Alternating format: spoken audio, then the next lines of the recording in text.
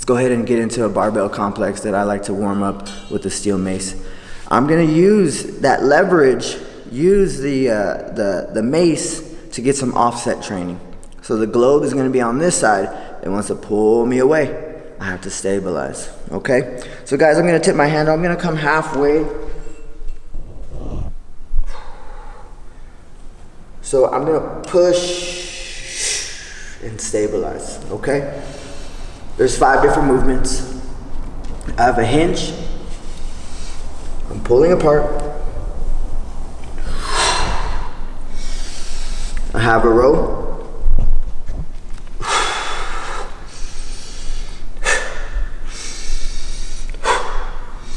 Okay, I have a front squat. Elbows underneath, knuckles to the sky. I'm not like this. Strong wrists, strong elbows. Front squat.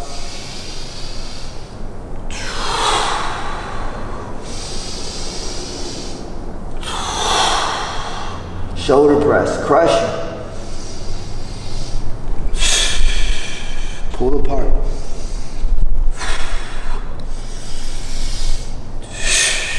Then a back squat. So I'm gonna bring it behind, lock it in, find a comfortable position with my traps. I like to definitely use this hand to push-pull. The other one's here supporting. Make sure I create those straight lines.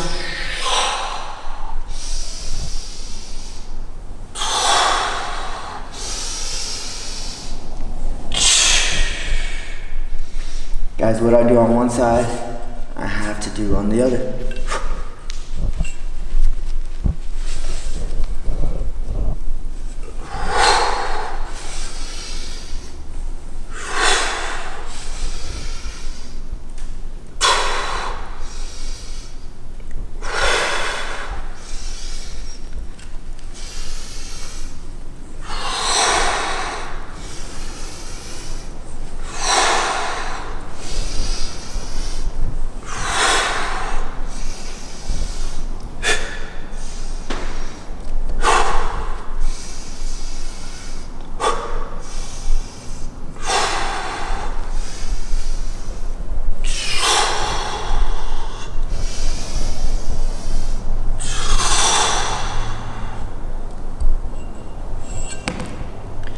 Magic number is 5. You can do 1 rep of each for 5 rounds on each side.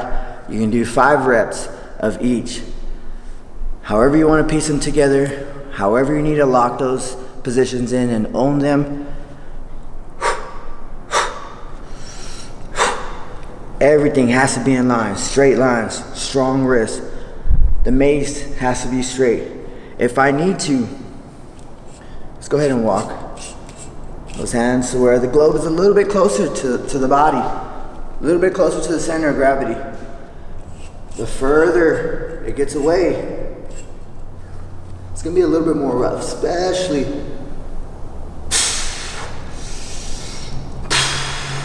okay.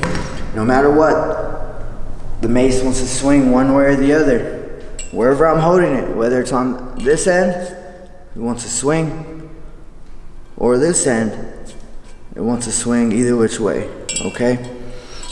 So it's me balancing out the body, maintaining structure, locking myself in, okay? Guys, this next series I learned from Rick Brown. He's just a pioneer in the mace community. He's passed the torch to us. So this is part of the steel mace revolution, the steel mace awareness plan, I like to call it. Just changing lives with the steel mace. Everybody can benefit from it. So there's some old school techniques that Rick Brown taught us. First one I'm gonna show you is the grave digger. Locking ourselves in. Same side mace, that leg is gonna go back. Almost like a boxer stance. That's where I wanna be right here. Same side arm, tip the handle. I'm gonna come halfway. So I'm pulling and pushing, pulling, pushing. Same thing. Straight overhead. Bending the knees. This hand in the middle, closest to the globe, has to be directly over my head. I have to have that ear to bicep. The other one's just for leverage. Use it how you need to. So slight bend in the elbows.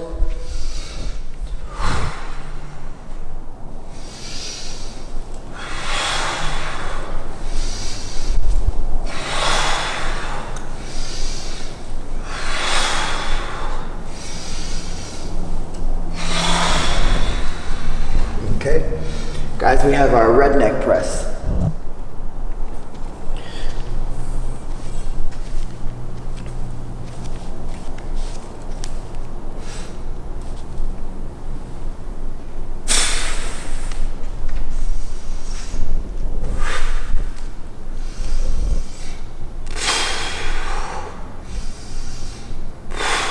That same arm that's on the middle has to be straight up. The other arm is for leverage. That's your lever. Use it how you need to.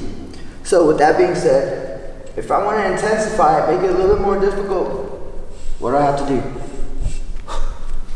Shorten up my grip. If it wants to pull me this way, stabilize, lock yourself in, punch the sky. Pull.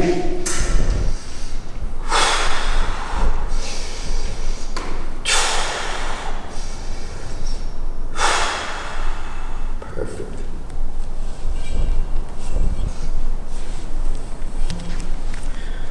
Hinge to swing one side and the other. Coming halfway down.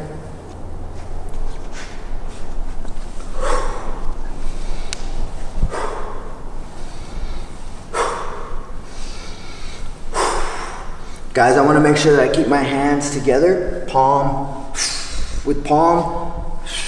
Just because I don't want it to pull me out of alignment.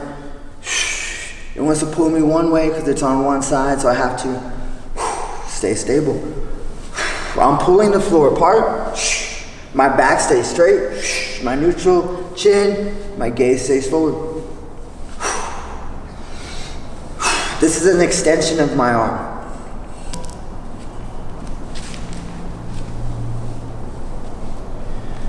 For this particular exercise, just to break it down a little bit more, I am going to use the Primal Flow mace, training mace. It's wooden, it's custom made, but it's anywhere. Some of them can go anywhere from 2.5 to 4.5 pounds.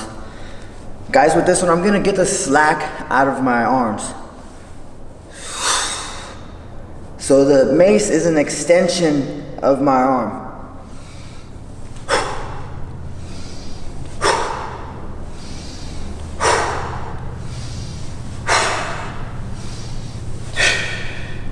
Powerful hips, the hinge.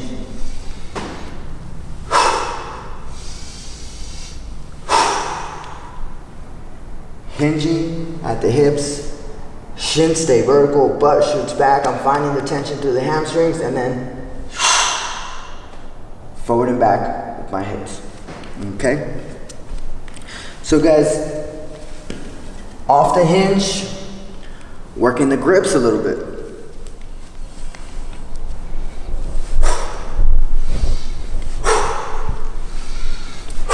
Catch and release, hand to hand toss. Catch and release, hand to hand toss. Same thing. Practice on both sides. Loosening up my grips to find the globe and then tossing it back out to find the knurling where the grip starts.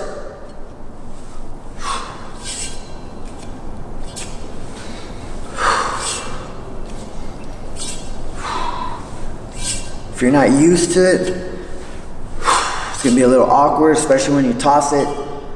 Guys, I have this up. What tends to happen is down here, and it get sometimes it'll get lost, or the handle might go flying somewhere, or it might come towards the shins. I like to bring it up like I'm in a rack position, that front rack position. I'm safer there.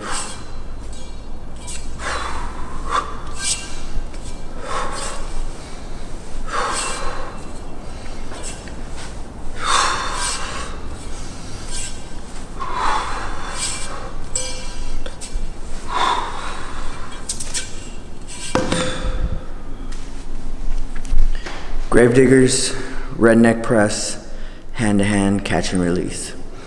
These are great movements to not only train your stability, train the hip hinge and the swing, but also train those grips to actively release and tighten up, loosen and tighten up the way they need to. Please contact me with any questions. If you're unclear on any of these movements, guys, I've learned this from experts in the field. Practice these. It takes years of experience, takes years of repetition, but there's a process. Enjoy the process. Everyone has to start somewhere. There's levels to everything. There's levels to everything. So with that being said, guys, we're gonna go ahead and get into the 360 swing. I'm gonna go ahead and pick up my mace into the warrior stance. Warrior stance is right here. It's right at the belly button, keeping it close to the hip, close to my core. Guys, I look like a warrior right here, especially with this subcon shirt. I'm gonna do switch march flow, warrior walk, and the 3-step. Switch march flow is bottom hand catches, and I'm gonna do a forward step. That same leg is going all the way back as I switch. Coming up, switch, and squat. Switch, opposite leg. Switch, same leg goes back. Switch, and squat.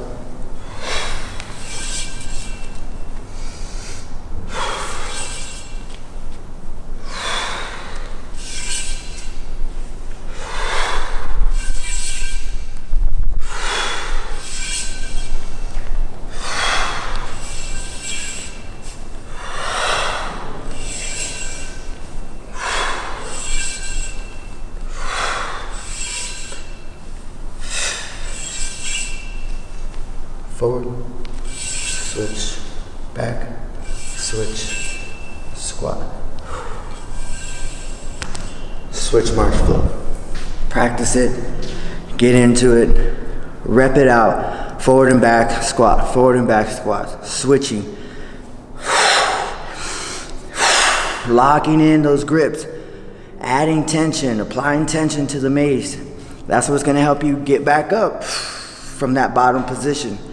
So not only are we owning that bottom position, but we're applying tension to help us get back up, okay?